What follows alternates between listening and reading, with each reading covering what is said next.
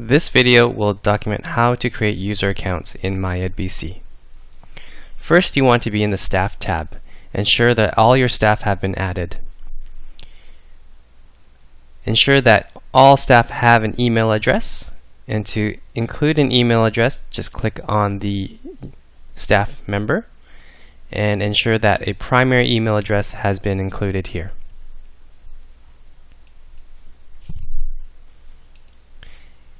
If your staff do not have email addresses, you can use the user accounts field set to look at the information. So with this field set, we have the email. So check to see if your staff have an email address. If they do not have one, this column here, this field here will be blank.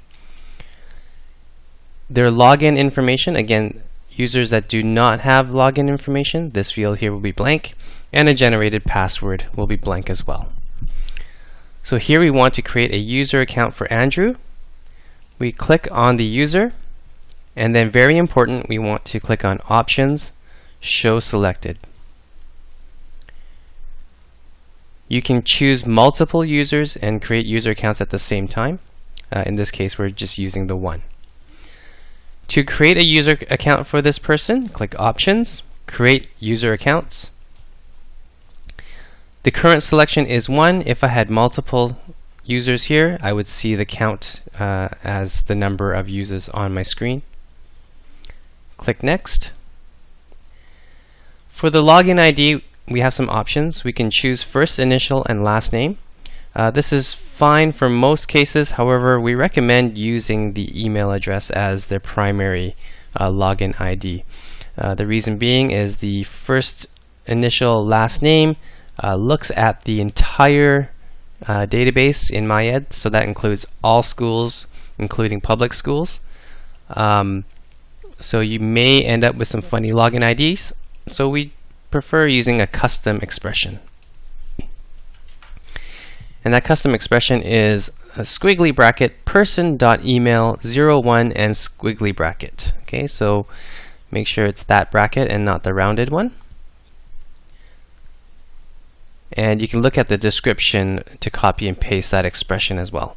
For password, if you're creating a bunch of users, it's probably a good idea to choose constant. A mnemonic will be a system generated password. Constant is something that you can choose. So if you're creating a bunch of users, the most efficient way is to just create that password yourself, and then everyone will have the same password, and they will be required to change it once they log in. Everything else you can just leave as default. Click Next. Now we get to assign the roles. If you look at the description of this video down below, you'll see a link to all the different roles that are available. Please choose the right ones for the type of access this person will be using. But to add roles, it's very simple. Click Add. And let's say this person here is a school administrator.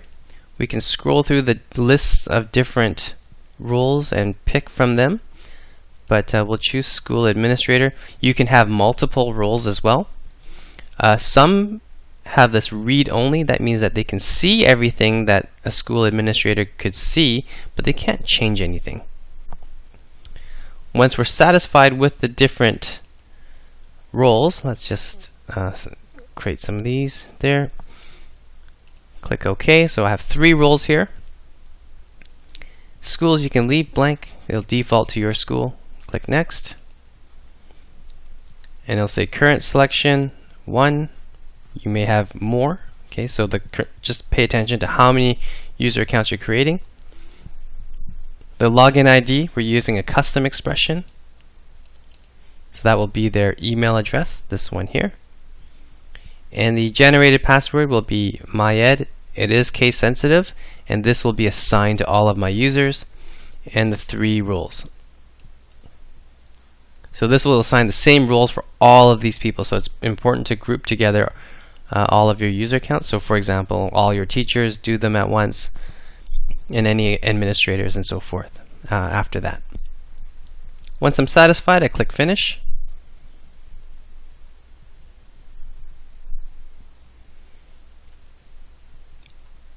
And now my account has been created.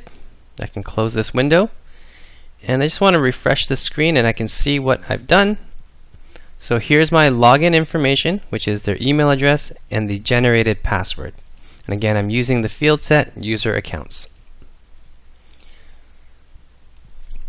So let's try this out. I'll log off and we'll try out our account here.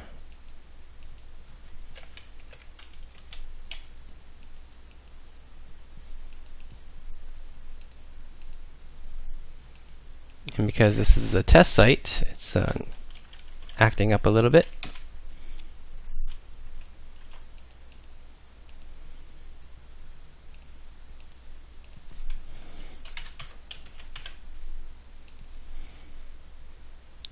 Now once you log in, it will ask you to create a new password. Okay, so current password, which is the one we created, and then a new one. So the end user will be putting this in themselves. Now if they do not see the screen, you want to check your pop-up blockers. This is a pop-up on the screen, so if you have a pop-up blocker set up, please allow it to run on this site, or disable the pop-up for this site. Okay, so I clicked OK, I'm logged in. Here is the second most important thing that you'll need to do, is set up the preferences. Oftentimes users are in such a hurry, they'll just click cancel and then they won't be able to reset their own password if they forget it. Okay, so let's create the security question and then the answer. You can type that in. Alright, so that's it. So now when they log in, they should see what they need to see. If there's any issues with the roles that they have, please send us a help desk ticket and let us know which roles you need added. Don't make us guess, because that's hard work and we can't do that. So let us know exactly which roles you need. But again, just to recap, when the end user logs in for the first time, they will need to change their password and create that security question. If they don't do that security question, they will not be able to reset their own password, and that can cause problems because it takes us a long time to change those passwords for you guys.